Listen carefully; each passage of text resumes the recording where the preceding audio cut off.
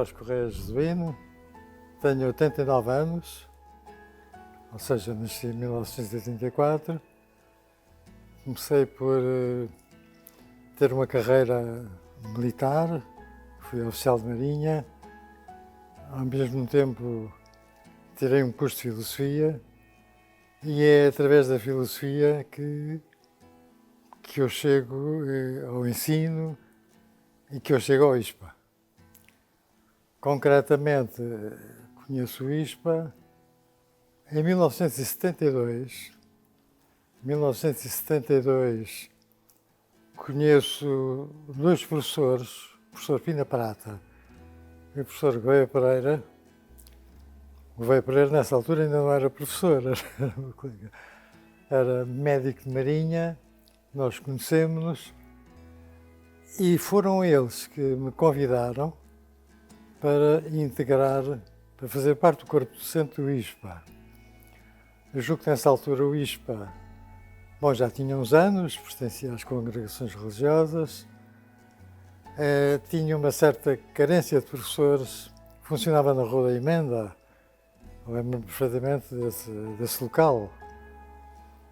Portanto, era uma instituição ainda de pequena dimensão e, sobretudo, muito direcionada para a psicologia aplicada, designação que, aliás, hoje em dia ainda mantém. Mas o convite que esses dois colegas, digamos assim, me fizeram na altura era para lecionar psicologia genética, psicologia do desenvolvimento. E porquê? Porque eu nessa altura já tinha concluído a minha licenciatura em filosofia e estava a pensar num doutoramento em Jean Piaget. E, portanto, já tinha coisas publicadas, já tinha alguma... Já sabia que eu andava por essas áreas. E, portanto, eles pensaram, temos precisão de alguém que complete aqui a cadeira da Psicologia do Desenvolvimento e convidaram para eu lecionar precisamente numa perspectiva muito piagetiana. Curiosamente, é também em 1972 que, com esses mesmos dois docentes, portanto, o professor Pina Prata e o professor Gouveia Pereira, que eu integro o ISCTE. O ISCTE é um Instituto Superior de Ciências do Trabalho e da Empresa, que nasce em 1972 e nasce como consequência da Reforma Veiga Simão, vem do Instituto das Ciências Empresariais, não sei se é exatamente esse o nome, instala-se no Campo Grande, um pequeno palacete. O ISCTE é uma instituição, portanto, é do ensino público, enquanto que o ISPA é do ensino privado. O ISCTE dá os seus primeiros passos em 1962. Portanto, eu costumo dizer que sou um dos sócios fundadores do ISCTE. Os tempos do professor Zé das Nunes, do professor Mário Morteira, etc. E que dá os seus primeiros passos nessa altura. No ISCTE eu sou convidado por eles para tratar da psicologia social e das organizações. E também porquê? Porque estando ainda na Marinha, sendo oficial de Marinha, tinha algum treino sobre as ciências das organizações. Não tínhamos diplomas, não é? Tanto para o ISPA como para o ISCTE, não tínhamos propriamente uma carreira docente, mas nós íamos trabalhando com aquilo que havia, não é? Com o material da casa. E, portanto, com esses recursos, que eram recursos, alguns autodidatas, não é? O professor Pina Prata não era autodidata, era um homem que tinha sido doutorado em Levaina. E o Gouveia Pereira tinha-se doutorado nos Estados Unidos. Era médico, psiquiatra, e, portanto, eles tinham já muito mais bagagem, muito mais currículo, mais legitimidade para serem professores universitários do que propriamente eu. Portanto, eu fiz um pouco o caminho com base na menturação deles, eles serem meus mentores, não é? Embora o Gouveia Pereira fosse mais novo do que eu, Pina Prata mais velho. Mas constituíamos ali um trio que trabalhava simultaneamente no ISPA e no caso dele também na Marinha, no caso de Pina Prata só, na docência. Não é? Pronto, e foi aí que começou o arranque. Depois, em 1974, portanto eu ainda trabalho no ISPA na Rua da Emenda, em 72, 73 e o princípio de 74. Em 74 dá-se a Revolução, do 25 de Abril, e eu interrompo a atividade no ISPA porque tenho digamos assim, um parênteses político-militar. E, portanto, saio tanto do ISPA como do ISCTE e vou por outras lutas que não são para aqui chamadas. E, portanto, só regresso. Mas ainda assisti a umas lutas académicas, a uns problemas que houve aqui em 74, com aquelas reuniões mais ou menos selvagens. Ainda deu, mas por pouco tempo, porque eu em 74, em julho de 74, fui para Angola, e, portanto, a partir daí... Bom, e portanto, quando regresso ao ISPA, é já se não estou em erro, ou em 76 ou em 77. E nessa altura o ISPA já não está na Rua da Emenda. Está num bunker na Feira Popular. E é também a altura em que eu regresso ao ISCTE. Eu gosto de fazer paralelo porque eu acho que há um certo paralelismo entre tanto o ISPA como o ISCTE. Porque pós 25 de Abril, pós-Revolução, são duas casas que eu conheço bem. Conheço bem, quer dizer, é nelas que eu vivo, não é? E que têm destinos que eu considero, de certo modo, paralelos. Ambos têm que fazer uma travessia no deserto. O ISPA entra numa crise grande, não só das instalações, mas porque não tem reconhecimento de licenciatura. Entretanto, vão-se criar as licenciaturas em Psicologia no ensino público nas 3 universidades de base, Lisboa, Porto e Coimbra. Não veem com bons olhos, digamos assim, que haja uma instituição que já tenha o seu passado, uma experiência adquirida em Psicologia. E, portanto, são anos difíceis. É a travessia do deserto mesmo. Por seu turno, o ISCTE também, que pertencia à Universidade Nova de Lisboa, sai da Universidade Nova de Lisboa, é saneado da Universidade Nova de Lisboa e transforma-se num instituto que depende diretamente do Ministério da Educação, não está integrado em nenhuma universidade, tem um corpo docente reduzido e tanto o ISPA como o ISCTE são instituições que quase são condenadas à extinção. Eu não sei, quer dizer, agora falando em termos psicólogo como psicólogo, eu não sei se às vezes estes fenómenos não dão um segundo alento às instituições e às pessoas, não é? Se a necessidade de reagir e de encontrar soluções não acabam por justificar aquilo que vai ser o êxito futuro. Porque eu estou a descrever este quadro, mas se nós olharmos agora para 2023 e virmos o que são o ISPA e o ISCTE, vemos que há aqui um salto que é um salto gigantesco, não é? Ambas as instituições sobreviveram e sobreviveram bem. Afirmaram-se com domínios, alguns dos domínios são domínios sobrepostos, que é o caso justamente da Psicologia Social e das Organizações, para o caso do ISCTE, porque em todas as outras dimensões, a Psicologia Clínica, etc., e depois a Biologia do conhecimento, Biologia Comportamental, com o Vítor Almada, etc. São percursos que não têm nada a ver com o Isqueté, não é? Mas há este paralelismo até que, inclusivamente na constituição da passagem a Instituto Universitário, que é uma solução que eu julgo que só há estas duas, só há estes dois casos de institutos universitários, com reitor, com doutoramento, etc., que tem talvez aqui uma peça comum, que é o Luís Reto, o professor Luís Reto. O professor Luís Reto foi aluno desta casa, foi ele que contribuiu para estas novas instalações aqui na Rua Jardim do Tabaco, era um armazém. O Luís Reto é uma pessoa muito curiosa, que eu conheci muito bem. Não foi meu aluno, era de Psicologia Clínica, mas foi meu colega durante muitos e muitos anos, não é, que partilhávamos. E ele tem uns talentos que muitas vezes não são conhecidos. Alguns deles é o talento arquitetónico. Ele uma vez disse-me que era aquilo que teria gostado de ser se não fosse psicólogo, se não se dedicasse a estas áreas.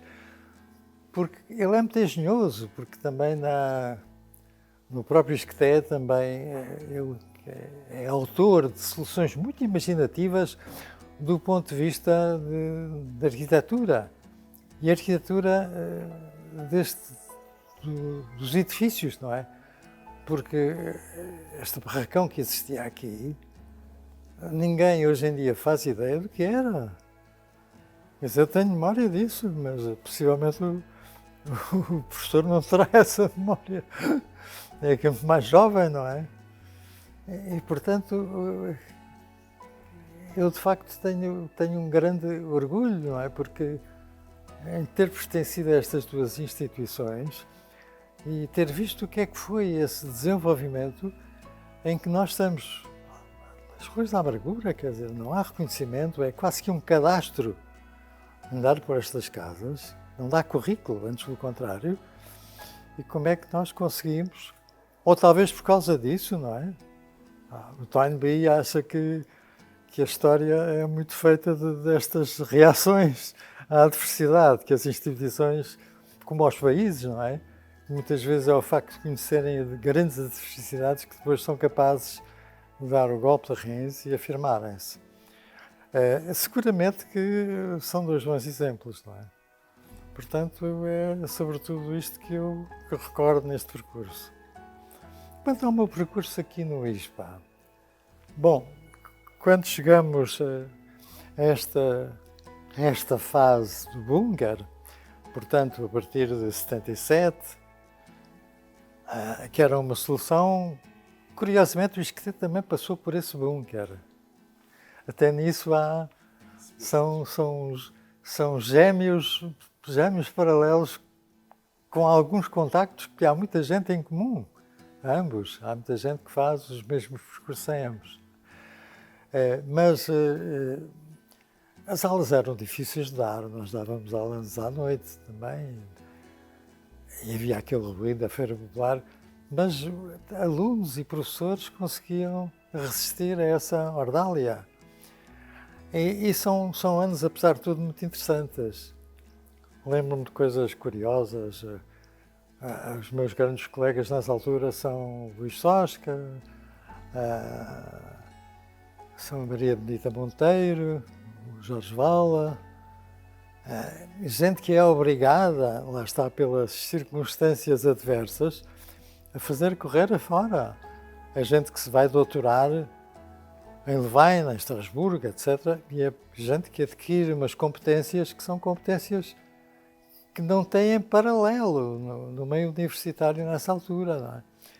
E eles dão uma contribuição muito forte para que haja, de facto, ali uma massa crítica do ponto de vista docente e do ponto de vista da investigação, é um aspecto que eu já vou falar a seguir, que dá uma identidade a esta instituição que é de facto única. Eu recordo-me, por exemplo, foi muito saboroso naqueles, e eram tempos em que ainda havia o rescaldo da Revolução e, portanto, havia um informalismo muito grande e havia atitudes da parte dos alunos que eram muito rebeldes, não é? Reativas e rebeldes, etc. Eu lembro de uma intervenção que foi feita ao professor Guido Lapassade e que fez a chamada análise institucional, fechar as salas do ISPA e ver como é que os alunos reagiam.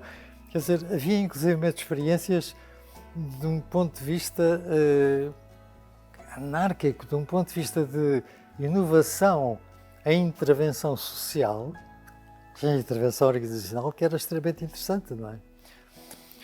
E além disso, os próprios contactos, o facto das pessoas estarem a fazer os seus doutoramentos fora, contribuía para que trouxessem já uma internacionalização para o ISPA.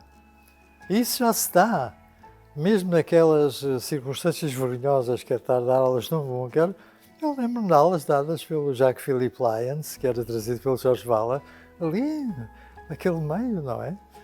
Mas eles também toleravam tudo, porque, enfim, era um país que tinha saído da Revolução e com um certo êxito, e, portanto, possivelmente até achavam graça a essas circunstâncias, não é? Mas ainda há pouco eu estava a falar em investigação. É outra característica muito distintiva do ISPA.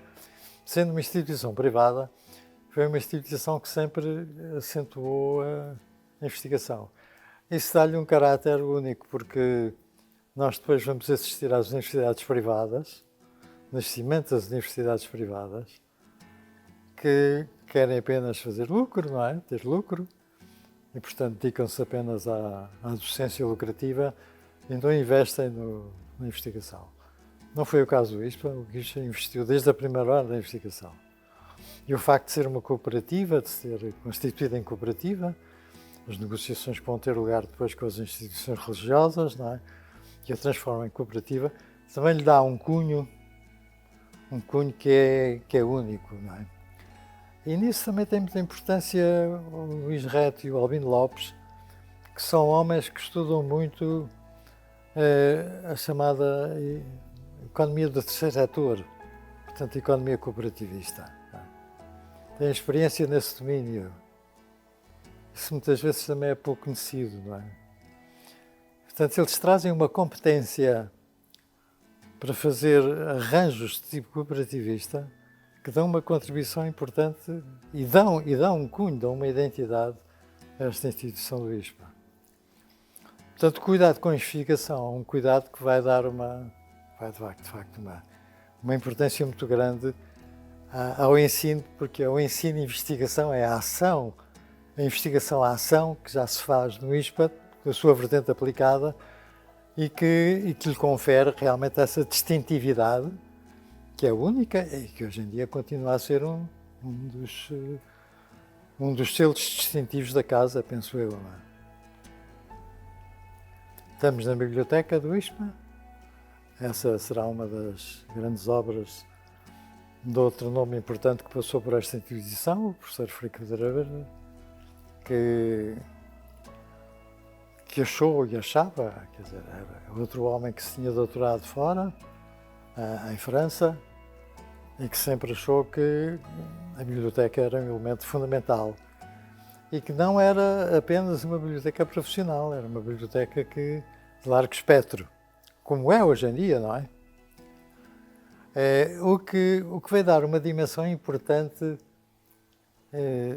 e oxalá que ela se mantenha no ISPA, será um desejo para o futuro, é que, se não estou em erro e se eu bem entendi, o professor Frico Pereira, inclusive na sua formação analítica, é que o psicólogo, tal como o médico, não pode ser só psicólogo. Tem que ser um homem de cultura. E, portanto, não se trata de formar apenas profissionais. É preciso formar profissionais que, nesta área específica das humanidades, de tratar com pessoas, nós precisamos de uma grande diversidade requerida. A cibernética também nos acentua isso. Nós não nos podemos limitar às nossas disciplinas. Temos que ter um espectro amplo em literatura, em ciência, em filosofia. E ele entendeu isso muito bem. E, portanto, esta extraordinária biblioteca que aqui existe é uma biblioteca que está aivada desse espírito que o psicólogo não pode ser só psicólogo. Eu antecipo um bocadinho, talvez, às perguntas da entrevista, mas um dos meus receios, justamente, e algum desgosto dos caminhos da psicologia, é a sua excessiva profissionalização e tecnicização. A perda do que seja esse largo espectro, que é a condição humana, que é percebermos também os outros. Eu, às vezes, dizia até aos meus alunos que, às vezes, nós aprendemos muito mais com a literatura e lendo um bom romance, quer dizer, sabemos muito mais sobre a natureza humana lendo um Shakespeare, lendo um Marcel Proust, do que muitas vezes lendo manuais de psicologia, não é? E, portanto, o psicólogo precisa desse largo espectro em cultura. E eu temo que, até com o desenvolvimento prodigioso do ponto de vista técnico-científico que a disciplina tem vindo a adquirir, que cada vez mais se perca essa visão mais globalizante, mais humanística. Bom, mas eu tenho a impressão que tenho que falar um bocadinho mais de mim próprio do que foi o percurso no ISPA. O percurso no ISPA depois vai, quer dizer, na passagem dos anos iniciais com a psicologia piagetiana, eu passo definitivamente para a psicologia social e das organizações. E é aí que eu tenho a minha intervenção. Penso que a psicologia social e das organizações, sobretudo a psicologia das organizações, não teve um grande desenvolvimento no ISPA. Quer dizer, não é a sua característica maior, não é a sua zona de excelência. E, portanto, na medida em que eu tive alguma responsabilidade nessa área, quer dizer, não serei um caso de sucesso. Talvez tenha investido depois mais no ISCTE do que no ISPA, mas recordo-me que incentivei tudo o que fosse pesquisa, sobretudo quando passámos à fase dos mestrados, e que eu investi sobretudo nos mestrados, aí sim, mas penso, não sei como é ainda hoje, ou já hoje, mas penso que as grandes áreas de especialização do ISPA são, de facto, por um lado, a psicologia clínica. Aliás, muitas vezes nós considerávamos que os psicólogos são os clínicos, os outros não são psicólogos, os outros são amadores, não é? E, portanto, a psicologia é clínica, ou não é psicologia, talvez. E psicopedagogia, claro, porque essa está estritamente ligada. E, portanto, dessas três grandes áreas, a que depois se acrescentou a biologia comportamental e, mais tarde, as neurociências, quer dizer, que faz do Instituto Superior de Psicologia Aplicada, que é hoje em dia, algo que pode estar muito perto dos think tanks norte-americanos, dos Palo Altos, etc., e onde se praticam ciências cognitivas, sobretudo duras, as ciências cognitivas duras, não é? Com a dupla componente da psicologia cognitiva e da psicologia comportamental. E da biologia comportamental, portanto, com neurociências. E, portanto, eu prevejo que esta casa é uma casa com futuro imenso. Tá? Pode ser ou não ser uma universidade, isso depende daquilo. Eu acho que pode ser aquilo que quiser ser. Quer dizer, com estas potencialidades que desenvolveu, pode ser aquilo que pretender ser, pode traçar a sua trajetória com toda a tranquilidade. Mais uma vez, se puder ser como um MIT, que tenha uma biblioteca ao dispor dos seus alunos e que, com algumas áreas de pós-graduação, em que se revalorize de novo a componente humanística, que seria uma mais-valia, não é? Ser ispiano, para mim, eu um pouco já o disse. Ser ispiano é ter conhecido, viver em instituições que foram instituições muito estigmatizadas e que conseguiram dar esse salto. Mas, para além disso, ser hispiano é justamente conhecer essa transição da Rua da Emenda para o Bunker, do Bunker para o Jardim do Tabaco. O Jardim do Tabaco passam anos e anos e eu vejo esta casa a crescer, a crescer, a crescer, a transformar-se, a ficar cada vez mais florescente e prometedora, e a ter muito orgulho nisso, não é? Quer dizer, se houve alguma altura, isto é um pouco como ao país, não é? Quer dizer, se houve uma altura em que nós, ou pelo menos alguns de nós, até tinham vergonha de dizer que eram portugueses, porque havíamos sob o fascismo, alguns de nós, possivelmente, também alguma vez na vida tiveram vergonha de dizer que davam aulas no ISPA. E hoje nunca dirão isso. Hoje é um motivo de orgulho. Hoje é um motivo de orgulho. Essa sobrevivência, essa capacidade de sobrevivência e de afirmação por mecanismos psicológicos que os psicólogos chamam reatância. Isso dá-me muito orgulho, isso. Quer dizer, olho para trás e não olho para trás com amargura, olho para trás com orgulho, com essa mistura de amargura e orgulho ao mesmo tempo.